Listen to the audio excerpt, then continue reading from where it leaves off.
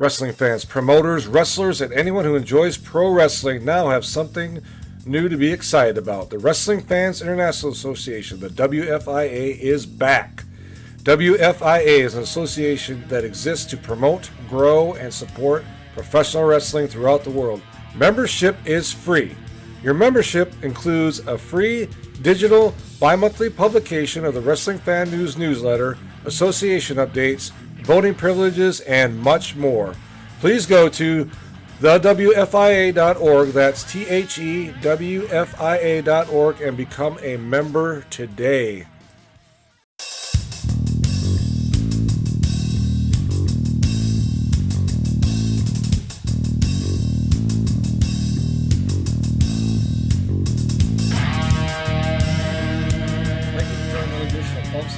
Talking Wrestling. I'm Brian Ferguson. My guest today is considered a legend in the pro wrestling business. He has won many singles and tag team titles. He and his brother Jack are considered one of the greatest tag teams in pro wrestling history. Ladies and gentlemen, it is my pleasure to introduce Mr. Gerry Brisco. Gerry, thanks for coming on today. Really appreciate it.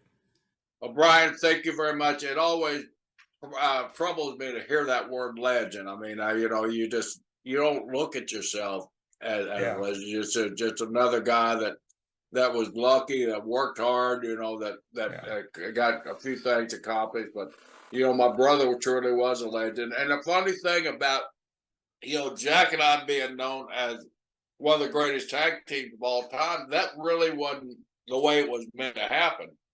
We really didn't set out to be a tag team. We set out, we both knew what we wanted. Jack wanted to be that NWA heavyweight world champion. I grew up idolizing Danny Hodge as the world junior heavyweight champion. I wanted to be world junior heavyweight champion. Back in those days, I had no idea the difference of the money, or I probably would have had a different goal. But, Danny was world heavyweight champion. He was my hero. We grew up 15 miles apart, out in Oklahoma there. So I'd known him all my life and always idolized Danny. And when I got to see him on TV and when he became world junior heavyweight champion, my mom said, I told her that's what I want to be. I want to be like Danny. Wow. Yeah, to me, you and your brother, you really did a lot of paving, if you will, for the guys of today. Your guys from your era were making not nearly as much money as they are today, but you guys are the ones that really paved that way, did all that grinding and sweating and bleeding. And, I can't say enough about your era of guys, you guys that the territories, and we'll get into that a little bit more. But I want to first talk about, if we could, Gerry, growing up. You're from Oklahoma, and growing up there and going to college. What was that like for you growing up, especially your brother Jack, who's about 5 years older than you, I believe? Yeah, exactly 5 years old. His birthday was on September 21st. Mine's on September 19th. 5 years in between. So couldn't get a whole lot closer than what we were. Yeah. Growing up in Oklahoma, it's like a lot of places back in the 50s and 60s. There wasn't a lot of money, and my mom was a single parent. There were six of us, so she had to raise all six of us. My old man got that California fever and took off and went to California and left his family behind with the promise, "When I make it out there, I'll send for the family." Well, to his credit, he did send for us. We got on a bus. We ran all the way out to San Fernando, California, wherever the hell that is, by San Francisco. Stayed about 3 months, and then my old man was an alcoholic, got drunk, and beat us all up and put us back on a bus and sent us back to Oklahoma. And I never saw my old man again, except for maybe 5 minutes or something like that during my lifetime. So my mom did a tremendous job. Always made sure we're fed, always made sure we're clothed. We didn't have the best of stuff, but we had what we needed. We had each other. And I think that's what made my brother and I so tight, because not only was he an older brother, but he was a father figure to me, as my older brothers were a father figure to brother Jack. So we all had that. My family stuck together, and a very successful family. My mom, we had three of us go to college out of six. Four of us go to college out of six, and and the other two were very successful too. So my mom I worked two jobs keeping us going, and so I had the proper love and support coming up. So I won't say it was easy to be successful when you have that kind of support, but without that kind of support, I don't think I could have ever done anything. Yeah. Wow. That's amazing. I did not realize you had other siblings. So kudos to your mother. Six kids by herself, basically. That takes a lot, especially in that era, 50s and 60s. Very trying times, if you will. So they were, and to top that out, Brian. One year night, I was in the third grade. I just got up my last day of school in third grade, 1967, I believe it was, May 25th on my brother's birthday. Two F5 tornadoes wiped out my hometown of Blackwell, Oklahoma. My mom had a great job. She was like a foreman at Hazel Atlas glass plant. Mm-hmm. And she was working that night when the tornado come. I was at my grandpa's house. We were down in the cellar. I never will forget those. For you guys that's not in the Midwest and don't know what a cellar is, it's where you go hide with these big storms. You know what it is, I'm sure. You live right out in the middle of the alley there. So I remember my grandpa holding that rope and that door just jumping up and down like that, was trying to suck us all out of that cellar down there. But my mom's place of work was totally destroyed, and so she was without a job, as were thousands of people in my home. I would say thousands. There was only like 3,000 in the whole town of Blackwell. But she found a job at a restaurant. Then she got another job at a department store. So she worked two jobs after that to keep us all together. And what a great job she did. Yeah. Obviously, that's very, very, very well to see there. College life, graduated high school, Oklahoma State.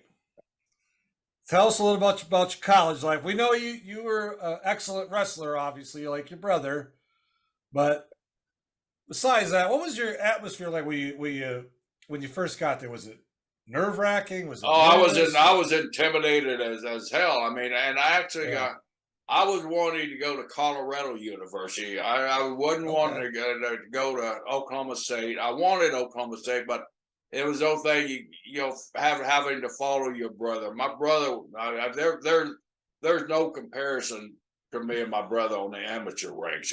My brother was NCAA champion, and I was in the room. I was a workout partner to a couple of world champions and Olympic champions, but my brother was different. I wanted to go out to Colorado and kind of make a name for myself, but Mom said, "No, I worked all my life, and you're going to go to school here, just like your brother did, so I can watch what you're doing, and take care of you." So that's where I ended up at school. And sure enough, she took care of me for another 3.5, 4 years, But it was a wonderful time.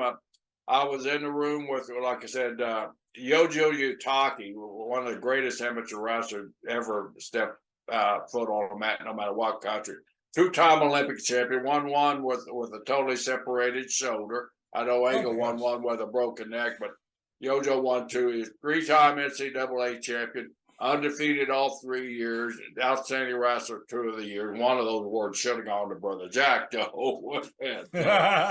But the atmosphere in that room, I think that's really where I kind of got my work ethic from, was Oklahoma State University. Just being around all those great amateur wrestling champions and seeing what kind of work ethics they had to put out to be the top of their game. I just didn't have that skill level at that time that I needed to compete with all those guys. But I hung it out. I stuck it out, and it got time. And then towards the end of my career, a lot of stuff started happening to me. I hurt my knee. I was out a year. You spent my red shirt year in a medical state, and then the next year I came back and I got hepatitis right when school started, and I actually had to drop out of school because of that infectious type of hepatitis. Had to drop out of school, so I couldn't compete again. And then the coach had to pull my scholarship. In wrestling, you only have 9 scholarships, so you know you got to have somebody on the mat that's using that scholarship money. So it was hard for Coach Roderick. He came to my mom and came to me and told me what they had to do and said, you know, I could come out for the sport, you know, as soon as I got cleared to come back into school. That was like almost a year later. But by then I'd done, you know, partied with my fraternity brothers and got it completely out of shape. And Jack was rolling in professional wrestling at the time. And I said, that's what I want to do. You know, I want to take after Daddy Hyde. So Jack was kind enough to teach me a few holds. And then the next thing I know, I'm in the ring.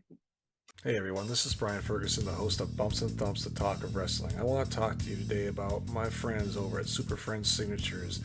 These guys have all kinds of wrestling products, past and present. They sell action figures, autographed pictures, you name it, they have it. My friends David Harrow and Brian Koenig, they are the real deal. Go to their website today, superfriendssignatures.com, or go to their Facebook page, Superfriends Signatures. Check them out, folks. You will not regret it. They have great prices and great deals on all kinds of products.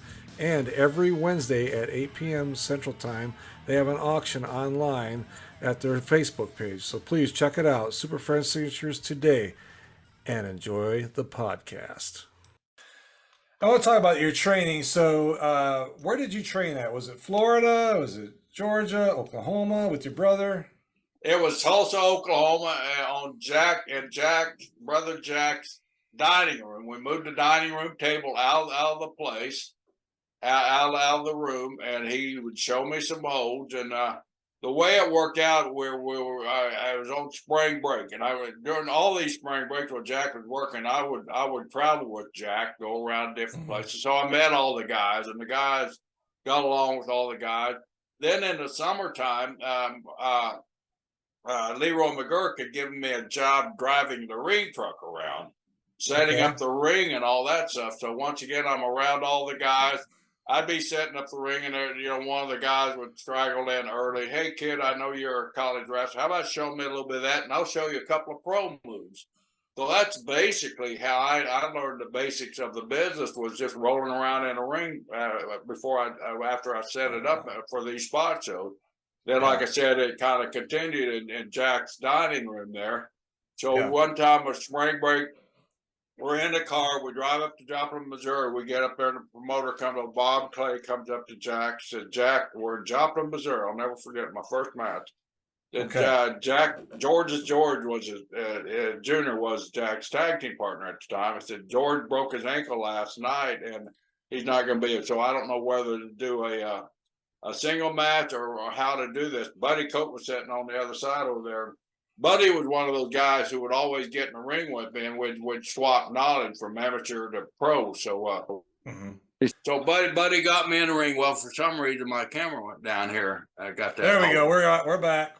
See what kind of technical genius I am. That's what hanging around with JBL teaches you, man. I tell you, yeah.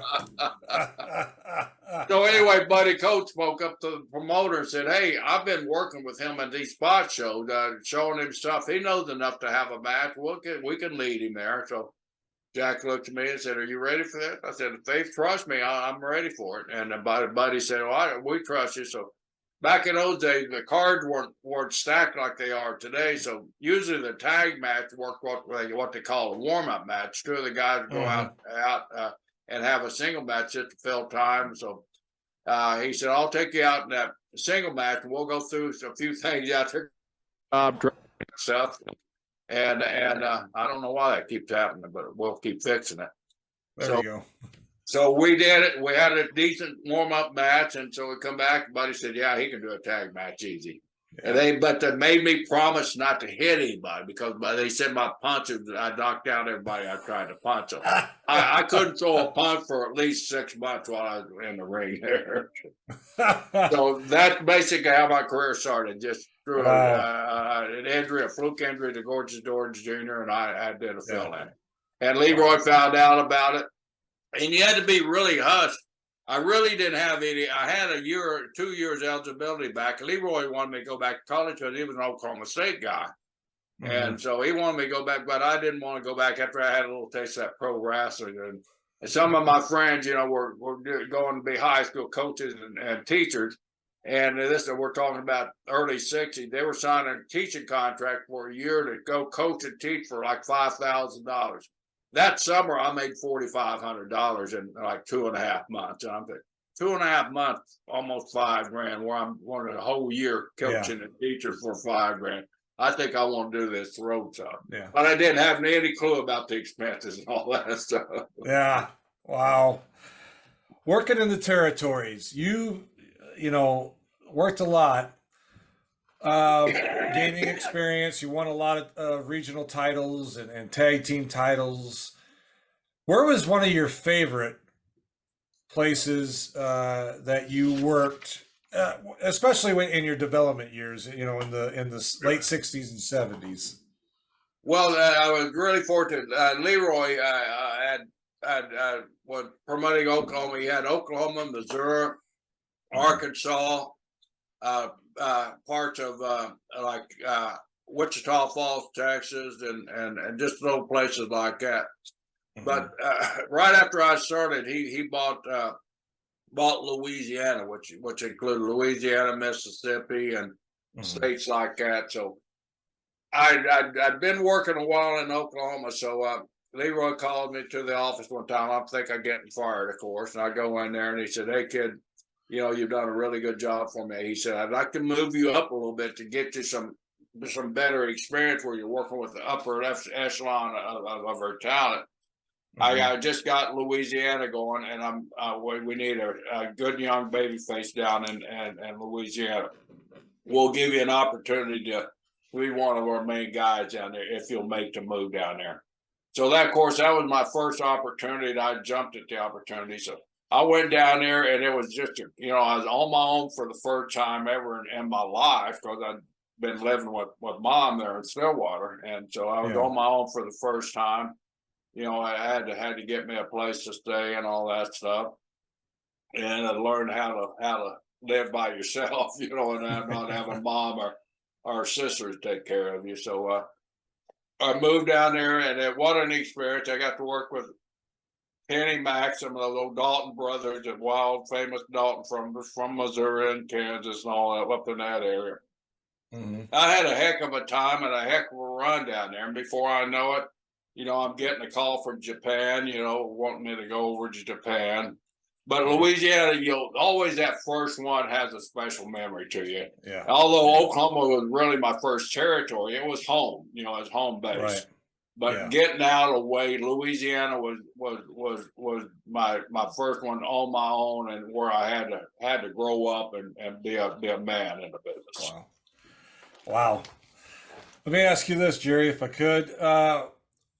One of your favorite people, besides your brother, that you worked with, either as a tag team partner or as an opponent, just a person that you really just clicked with and just had a good chemistry with, who would that be?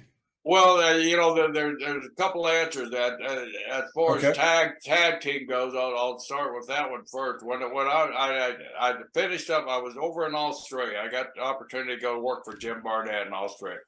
My original contract was for 12 weeks, 3 months.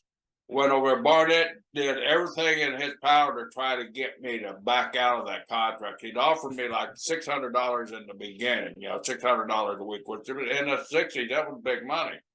So about a month before I was supposed to go over, he called me and said, "Gerald, I just can't do the $600. I'm going to have to cut you down to $500 in hopes that I would cancel out, But I'd already told all my Oklahoma State buddies I'm going to Australia, and man, there was no way.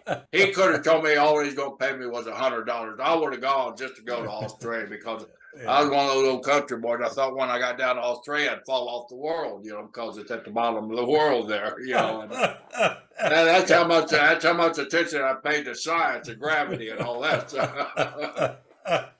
But I went down there and I ended up staying a year, and I ended up the second week he backed up my pay there. He gave me what he had promised me, and before before I left there, I was up there making just about what the top guys were making because I spent so much time over there. But while I was over there, we started talking. Barnett was a big influence on me, but Rip Hawk and Sweet Hanson from the Carolinas were in Austria, and I was working with them a lot. And they were teaching me, and I was trying to be like a sponge, just absorbing everything they said to me. So they really took a liking to me and thought I had some possibilities. So, come time where I've been a year in Australia, I need to start thinking about going back to the U.S. and where I'm going to go. So Barnett had contacted Roy Shire. So Roy was out in San Francisco was a possibility. Don Owens had expressed interest in me because one of his top guys, the Steiner brothers, were not the current Steiner brothers, but those Siger brothers, whatever Von Siger was, whatever the name was. They enjoyed working with me, so they fixed me up with Don Owens out there. But Rip Hawk and Sweet Happy just kept talking to me about Carolina, and I'd heard about Carolina from everybody else and what a great place it was. Even though I was kind of wanting to go to California and go to San Francisco, Rip and Sweet talked me into going to North Carolina. And I'm so glad I did because I got out there and I got to work for Jim Crockett Sr., the old man. What an experience it was working for a man like that. I learned so much about integrity, about honesty, and all that stuff working for Mr. Crockett there. And what a wonderful man. He gave me every opportunity in the world. So things clicked for me out there. And so that became one of my favorite places. But all that backstory to tell you who were some of my favorite partners, at that time I got hooked up with Sandy Scott as a tag team partner. Okay. I tell everybody, I had two partners in North Carolina. One taught me how to work a tag team, and the other one taught me how to draw money in a tag team. And so Sandy Scott taught me how to work a tag team, how to be a good tag team partner, and when to tag in, when to walk away, and all that stuff. But the one that taught me how to help draw money in a tag team was good old Thunderbolt Patterson, Mr. Personality himself. I was tag team with Thunderbolt for about 2 years. We set every record in North Carolina during that run together. Wow. What a great partner he was, and what an intelligent person he was inside that ring. So Thunderbolt goes down as my all-time favorite tag team partner. Did you ever wonder what could have been with the AWA had things gone differently? Had their fortunes gone differently? Had certain wrestlers not left and perhaps more money would have been at the disposal of the Gagnes? Well, wonder no further. You can go to Brad Drake's YouTube channel and experience the 1987 Supermod for yourself, as Brad Drake starts off in May 1987 along with Greg Gagne, Baron Von Raschke, Vern Gagne himself, Nick Bockwinkel, Larry Zbyszko, Kurt Hennig, and a slew of others as he plays and saves the AWA. Wow, that's amazing. Yeah, I had forgot about Thunderbolt Patterson being your partner, and when I was looking up stuff. Yeah, that's pretty neat. You guys in the early 80s, you and your brother, a lot of wrestlers outside of the ring and stuff, they would invest in a promotion. Like Harley Race invested in Kansas City. Vern had AWA. You guys invested in Georgia. What was that like? I mean, when you put that money in, was it kind of scary because, am I going to get my money back? Am I gonna, all these decisions we got to make? What was that experience like for you? Well, here's the deal on that. It was scary as hell. I mean, you worked your butt off saving that money, and I was very fortunate. Like I said, I stayed a year over in Australia, and all the expenses were paid over there. So when I came back to the U.S., I was one of those miser guys. I mean, I saved just about everything. So I had a pocket full of cash that kind of gave me an independence that a lot of guys, even some of the old timers, didn't have because they had nothing to fall back on. Well, I had nothing to begin with, but I had a pocket full of cash that I'd made over in Australia. So, I mean, and here I'm going to invest in. But I'll back up even before I mentioned Bob Clay's name as being promoted there in Oklahoma.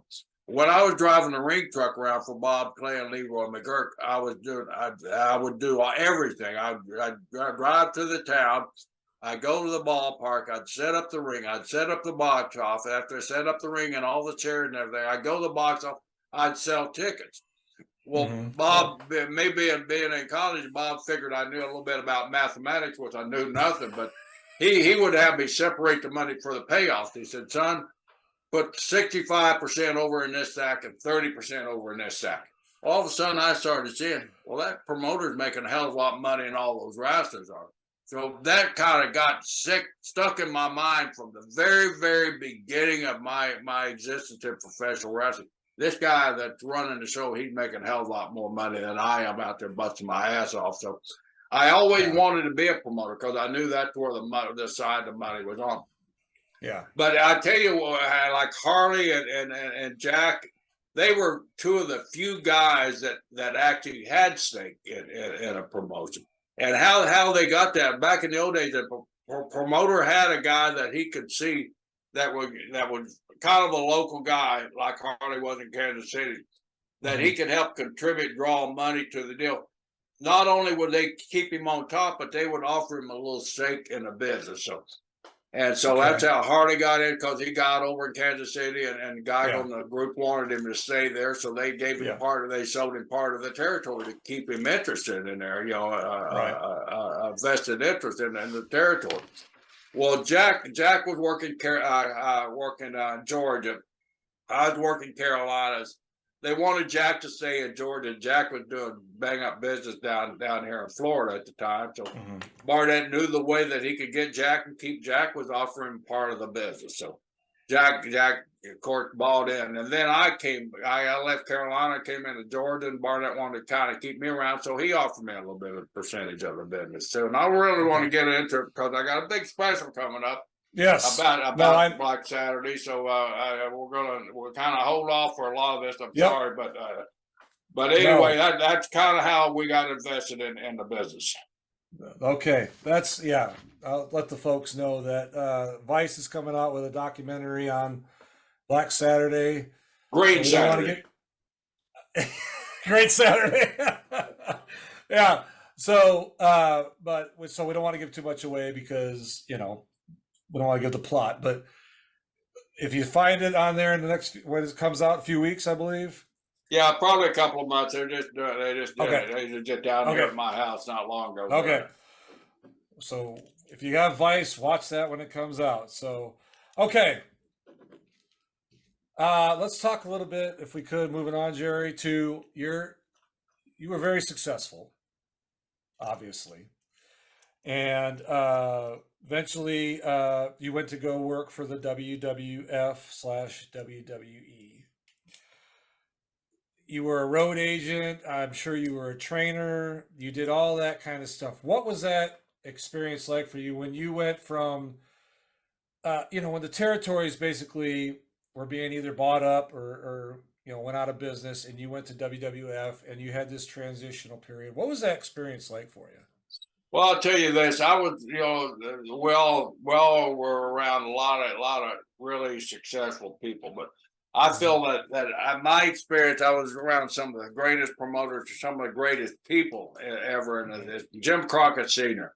What a man. Jim Crockett taught me about integrity. He taught me so much outside of business, and watching him operate. And I became very close with the entire family. Matter of fact, I was a pallbearer at Jim Crockett Sr.'s funeral there. And so I was really honored by that. So he taught me a lot. Eddie Graham was probably one of the brightest and most innovative guys ever in the business of professional wrestling. Jim Barnett was one of the smoothest, most successful promoters worldwide that our business had ever seen. But I got to tell you, once I went to WWF at the time, I saw a whole different side of the business I'd never seen before. I saw the entertainment. I started seeing the entertainment side. I started seeing the side that actually when I was in college, and I kind of visualized it, this is the way the business should be. I was never one of those guys, because when I started out, I mean, we'd work in Cement, Oklahoma, and have 150 people, and so I always kind of visualized our business should be bigger than what it is. And Vince had that same vision that I had the same vision that Vince had. So when I worked for him, I started seeing a different approach to the business, started seeing a different attitude towards the business, but with the respect of the business still in hand. That's what I really enjoyed about Vince and the crew that he put together.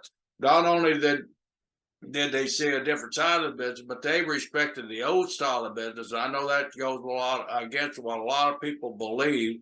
A lot of what a lot of my friends don't believe about that.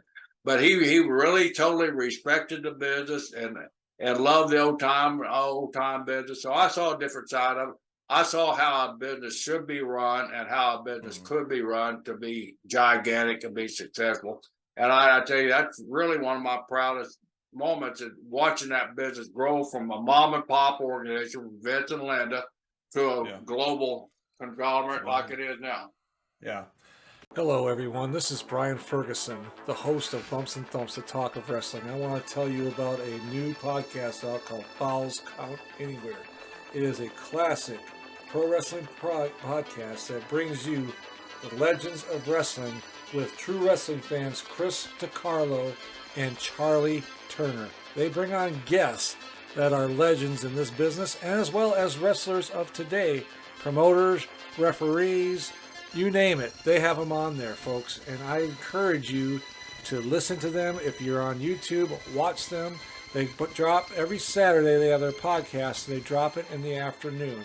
So look forward to that podcast coming out. Falls Count Anywhere podcast with Chris DiCarlo and Charlie Turner. Folks, you will not be disappointed. I guarantee it. And enjoy the podcast. I was going to say, you were there basically from the beginning when they started that expansion. And I've heard, when the WrestleMania was being developed and going to be in Madison Square Garden, and you were a part of that process, I'm sure. What the anxiety and tension I've heard is that, can you kind of talk about that a little bit? Like, was there a lot on the line and all that? Well, there's a couple of beliefs in that. There's a lot on the line. I mean, I don't think if WrestleMania would have failed, that Vince would have folded his tent and went away. I mean, that's a popular belief that if WrestleMania wasn't successful, he had fallback plans. He had fallback catches and all that and so, but it would have really set him back a long way. It might not have been a rapid, because after WrestleMania 1, man, everything just started to happen at an accelerated pace. Yeah. Because it was so successful. I mean, the rapidness of our success just grew and grew and grew, and I mean, people started looking at this as a different animal at that time. Started looking at the company. Man, before it was, this kid, what's he know? He can't make it. All of a sudden, boom, he shoots out WrestleMania, and it's totally successful. But not only did it make us big inside the business, but it made us big outside the business with all the stars that come in, the Liberace's, the Billy Martin, the Muhammad Ali's, the Cyndi Laupers. All of a sudden, we're seen at not only a local sport, but a national entertainment source that people wanted to jump on the bandwagon and be a part of. I saw growth then like I'd never imagined in my entire life. Yeah, I can imagine. Yeah, it probably shocked you how big it got. So you worked for Vince for a lot of years, and there's a lot of, how do you say, BS stories out there at the end. I'm going to assume, since you talk very highly and respectful of him, that everything however you parted ways was on good terms. Is that a good assumption there? Yeah, as good a terms as you can. I mean, in the beginning, everybody, you get upset. I've been with the company 36 years, but what I respected, because a lot of people got called from department heads and stuff like that. I got a call from Vince McMahon himself. Okay. And I could hear in the tone of his voice, because I've been around him so much and worked shoulder to shoulder with him so much. I can tell by the different tones in his voices how sincere he is, and and what it means to him. And we had about a 15-20 minute conversation, and so I, when I hung up, I was disappointed. And of course, when you're disappointed, anger comes into your mind. And I'm sitting there on my deal watching TV, and I start thinking, man, you had 36 years. Don't be one of these guys that bitter about everything. Look at 36 years you had. Look what you learned. And not only financially, but the knowledge that I gained working with that organization, it's priceless. I mean, and now to this day, people can talk about incidents, and you know what? I can stick my chest out and say, you know what? I was a part of that. So I started thinking about the good thing that happened in that 36 years. All that anger started going, it started dissipating. The next morning when I got up, I sent Vince text on my own phone. Shut my phone down, my company phone down, on my own phone, and thanking him for the 36 years. And I just recently, when Vince got back on board, I sent him a text message, congratulations. I knew you weren't going anywhere. And I did. I knew he wasn't going anywhere. And immediately, as busy as that man back, every time I send him a text, within 5 minutes, I get a reply from him. And I know how busy the guy is. And for him to do that, I know he still has respect for me, and I still have respect for him. That's great to hear. Kind of off the wall question here. Late 90s when the Attitude Era was on. You and Pat Patterson. You're like Vince's bodyguards or associates, however you want to term it. I got to ask this because it's always been a thing for me. How did you guys get that nickname, the Stooges? Well, that's a great question. It's kind of a funny situation. Pat and I, I'm not patting myself on the back, I'm not giving myself props, but we have a lot of respect in the business. Pat and I both. I used to kid Pat Patterson all the time. Pat, you and I worked 30, 40 years, become respected in this business, and become, we had a goal to be respected for our work and our contribution to the business. I said, because of this, now all will ever go down as two bumbling stooges. Oh, don't say that. I mean, he would get so upset every time, but I knew he would get upset. So that's the reason I would tell him that all the time. But it was an era that I enjoyed. I had probably the most fun I ever had in the business being a stooge, But I think people look at it, and I think I gained a lot of respect because the people that knew me knew that was a completely different character than what I was, and basically what Pat was too. And so to be able to reach out and grab that part of your personality and make it work for a huge global audience, I thought was fantastic. I thought we made it work well too. You guys did. It was good. I enjoyed it. Do you ever wonder what would happen if you give a dad a podcast? Ladies and gentlemen, let's just settle this debate right here, right now. It's not even just the greatest PlayStation game. It's the greatest game ever. Not to toot my own horn, but exactly. Yeah, I remember he kicked me so hard I thought I owed him money. I love it. I'm excited for this one. He goes, "What is your name?" And I was like, "It's Thrash." I'm getting punched in the face on the daily. Man, this guy won't shut up. I wear that as a badge of honor.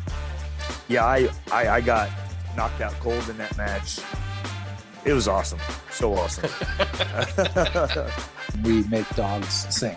Do you always do these interviews with your shirt off? Going live in 3, 2, 1. So now we've been filming for the last 6 months. I panicked. Followed by. Bro. If You Give a Dad a Podcast, available everywhere podcasts are found.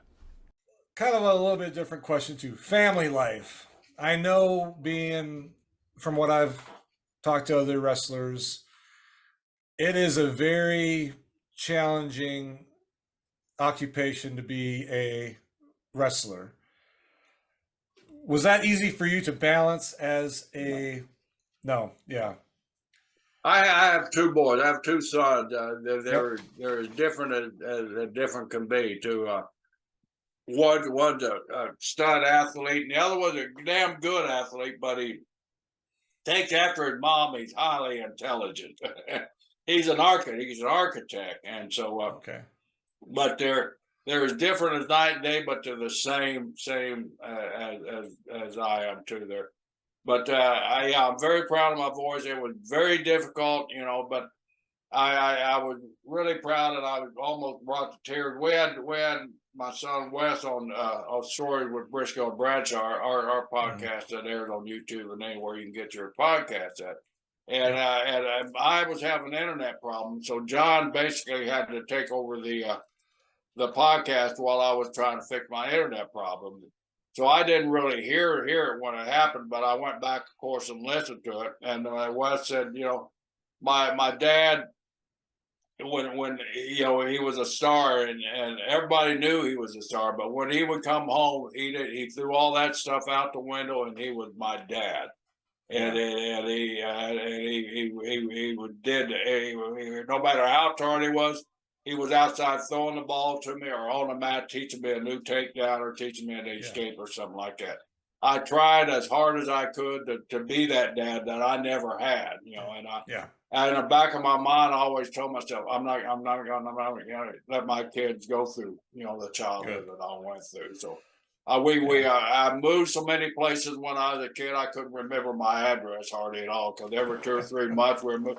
I couldn't figure out why until years later when my mom didn't have the money to pay the rent, so we'd have to move to a different place. So we had so many different addresses growing up. And I went out to Oklahoma not long ago and went to Blackwell, went to Stillwater. Every house that I lived in as a kid is torn down. So there's no more houses that I lived in. I just tell you the age of the houses that I lived in back then. So when my wife and I were looking for a place to buy, we looked at over 100 different pieces of property. I tell her, the story. I moved so many times. When we buy this house, I'm gonna buy it, and we ain't ever moving. Well, I've lived in my house. I got fortunate. I bought it 47 years ago, and I bought a lake house out north of Tampa. And we've been here all 47 years, and I ain't going anywhere. That's great to hear. That is so wonderful. I can tell you, when I saw you in St. Louis at the Fan Fest at SICW, I could tell that you and your son Wes were really close, because he come over right there and then sat down with you, started chit chatting. I think he even hugged you a little bit. And that's that's what I like to see, because I hear too many times from others that, it didn't work. I didn't do this. I didn't do that. And there are a few that, you got to put your foot down and you got to make the time and effort. So I applaud you for that, sir, because I know it's challenging.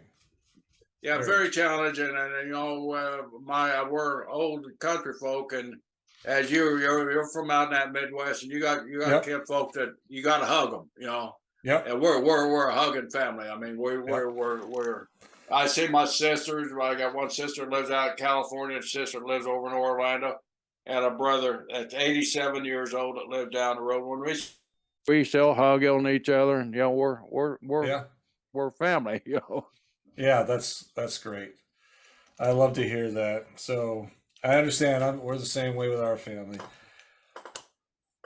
2 more questions. One is, you're inducted into a lot of Hall of Fames. We kind of talked about this a little bit before we came on.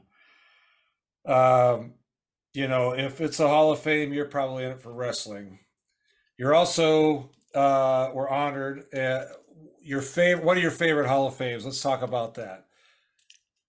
Well, I've been blessed, I like to tell people, you're in a lot of, I'm old, they've run out of people because I've outlived so many people in my lifetime, but I'm really honored to be in every one of them. And when I say this about 1 or 2 of them, I'm not putting down the others, because they're all just as important as the ones I'll mention here. But, I'm really, really, really thankful. I've done so much with amateur wrestling throughout my career. I started amateur wrestling when I was 6 years old, and like I said, when I had kids, I got moved close to a school where I could be a volunteer wrestling coach.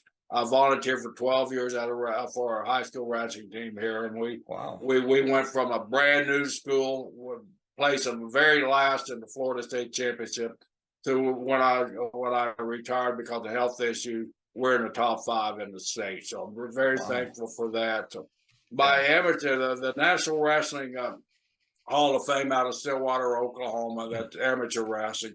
I've been fortunate enough because of all my contributions to the sport to be inducted in that one.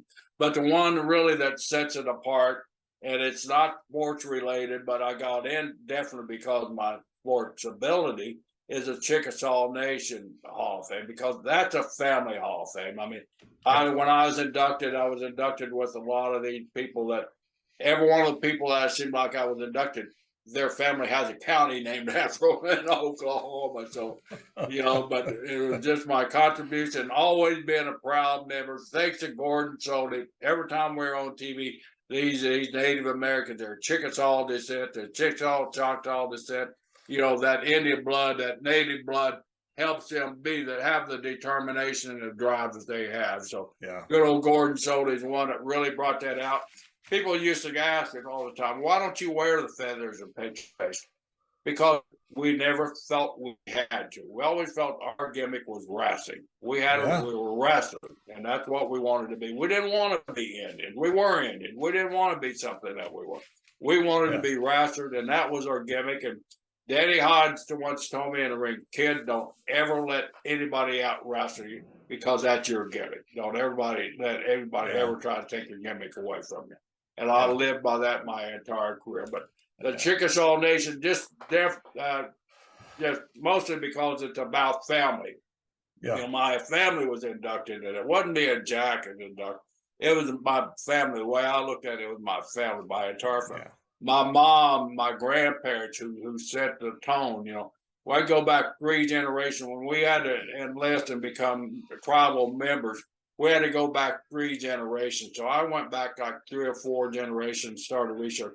My family made that Trail of Tears march from Mississippi, Alabama, all the way out to Oklahoma, and survived. And that's the reason I'm here today. So I'm so proud of my heritage. I mean, people get tired of me talking about it, but that's to me, that's the greatest blessing that the good Lord ever gave me, was made me a Native American Chickasaw Choctaw member. Wow, when I saw that when I was doing research, I was like, that's a hard or difficult Hall of Fame to get into, obviously, because you have to be Chickasaw, and there's a lot of criteria for that. So I applaud you guys. I mean, that's quite an honor. So let's talk podcast. You have a podcast out with old JBL. Let's talk about that just for a minute, and then we'll kind of wrap it up. So tell us a little bit about this podcast. Well, it's Stories with Brisco and Bradshaw, and it kind of happened. We could look back at the COVID and pandemic, and blame it for a lot of things. We can blame it for my podcast, but we're all sitting around, didn't have anything to do. We're all kind of asked to stay at home and everything. So you had none of that interaction. Wrestlers, we always say, I hate people. I hate being around people. But man, when you're around people your entire life, and all of a sudden you're forced to go cold turkey and just go solo by yourself, you start missing people. You start realizing, man, I don't hate people. I don't hate crowds. I enjoy that for my life. That's what makes my skin crawl. That's what gives me those goosebumps when I'm around a lot of people. And so we're entertainers. I mean, first and foremost, we're entertainers. So John and I are both real outgoing type personalities. We're not one of those type B personalities where we like to go in a closed door and go where we stay in there. We like people. We like interaction. So I was doing some goofy stuff. I met this great young comedian by the name of Taylor Williamson from LA.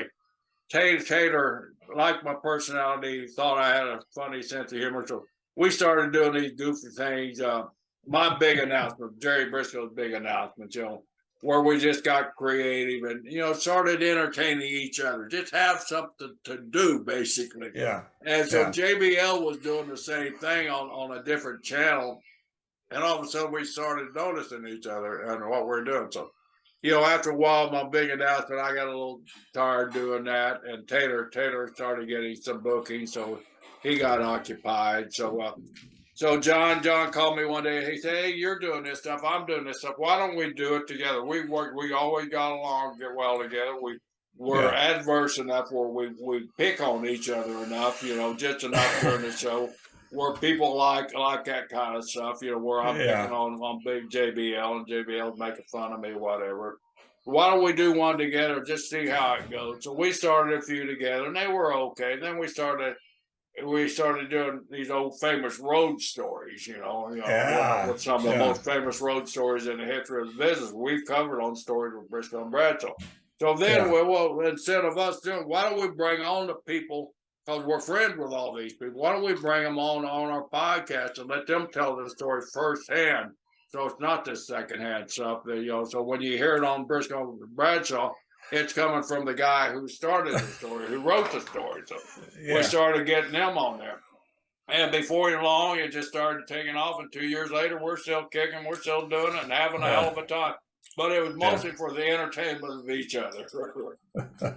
It's a great show, by the way. So if you're listening and watching, get on there. It's on YouTube or wherever you get your podcasts. Ladies and gentlemen, Mr. Gerry Brisco, sir, thank you for coming on today. I really appreciate it. Quite an honor.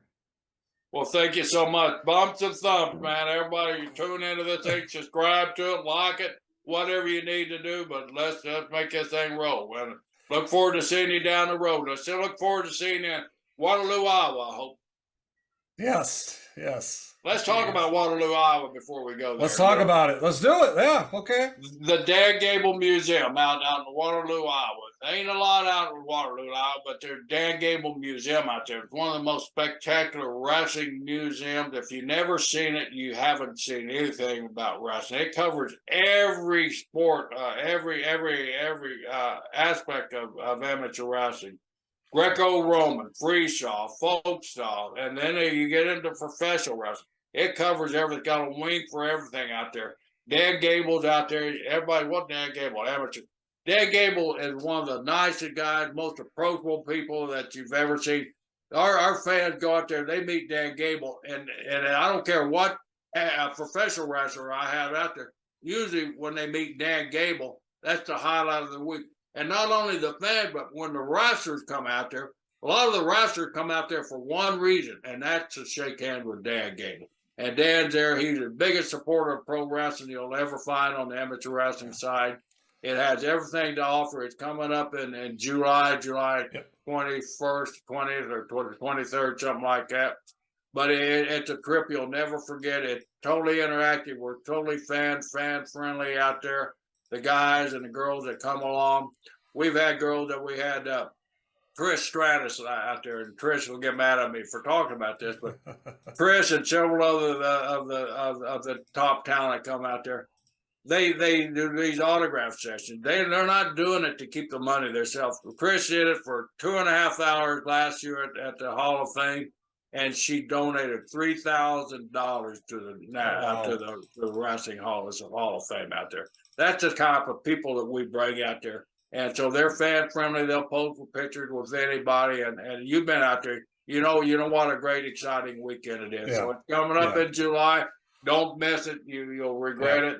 But the Dan Gable Museum, the George Trigger Smooth Hall of Fame.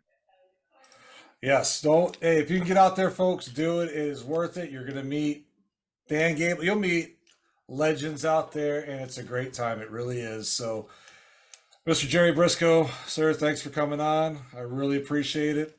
It's an honor. My honor, man. Let's keep these things going. Everybody tune in. Bumps and thumps.